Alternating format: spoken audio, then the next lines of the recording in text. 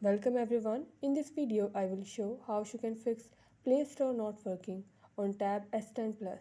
Before starting this video, please press the bell icon or do subscribe this channel. Let's start our video without wasting any time.